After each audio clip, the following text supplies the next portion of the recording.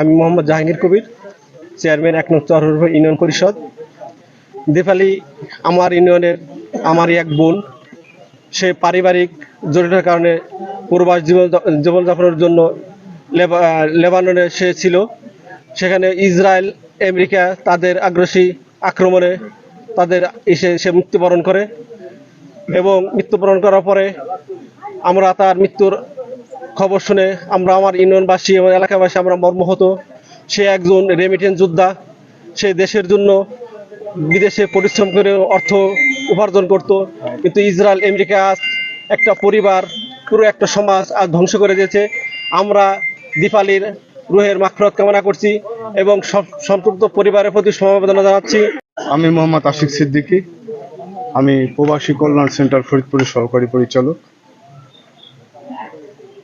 প্রবাসী কল্যাণ ও বৈদেশিক কর্মসংস্থান মন্ত্রণালয়ের যত কল্যাণমূলক কাজ আছে এগুলো আমরা করি। আপনারা ইতিমধ্যে অবগত, দীপালি আক্তার লেবাননে মিসাইল হামলায় মৃত্যুবরণ করেন গত 8 এপ্রিল। আমরা তার মৃত্যুর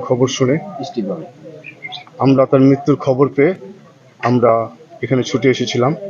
আমরা তখন তাদের শোক সন্তপ্ত পরিবারকে সমবেদনা জানিয়েছিলাম।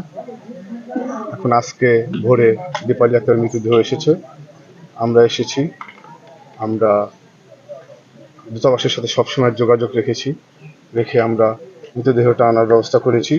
ইতিমধ্যে আপনারা জানেন, বিমানবন্দর থেকে পরিবহন ও দাফন বাবদ আমরা 35,000 টাকা চেক দিয়েছি, পরিবহন অ্যাম্বুলেন্স সেবা দিয়েছি। পরবর্তীতে মৃতের পরিবারকে ওয়েদানার্স কল্যাণ বোর্ড থেকে 3 লক্ষ টাকা দেওয়া হবে। আর এই মৃত্যুতে আমি দীপালি আক্তারের পরিবারের সমবেদনা জ্ঞাপন করছি। গত 8 এপ্রিল 2026 খ্রিস্টাব্দে লেবাননে বাংলাদেশের প্রবাসী দীপালি উনি ইসরায়েলের হামলায় নিহত হয়েছেন। আমরা তার আত্মার মাগফিরাত কামনা করছি এবং তার যে শোক সন্তপ্ত পরিবারের প্রতি সমবেদনা জ্ঞাপন করছি। আমরা সবাই জানি, পররাষ্ট্র মন্ত্রণালয়, প্রবাসী কল্যাণ মন্ত্রণালয়, জেলা প্রশাসন এবং উপজেলা প্রশাসনের সহযোগিতায় আমরা তার মরদেহটি খুব দ্রুততম সময়ের মধ্যেই দেশে নিয়ে আসছি এবং আজকে নিয়ে আসা হয়েছে এবং কিছুক্ষণ পরের মধ্যে দাফন সম্পন্ন হবে। তো আমরা যে মানুষটি চলে গেছেন তাকে আসলে ফিরে আনা যাবে না।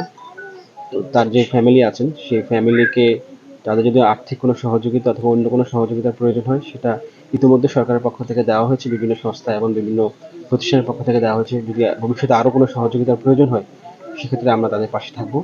এবং আমাদের জেলা প্রশাসক স্যার কিছুক্ষণ পরে ওনার সাথে কথা বলবেন এবং উনি যোগাযোগ রাখছেন। আমরা ওনাকে অবহিত করেছি যে লাস্ট চলে আসছে, ইতিমধ্যে উনি কথা বলবেন এবং ওনাদের যদি কোনো সহযোগিতার প্রয়োজন হয় ভবিষ্যতেও, সেটার জন্য সরকারের তাদের পাশে থাকবে। সবাইকে ধন্যবাদ।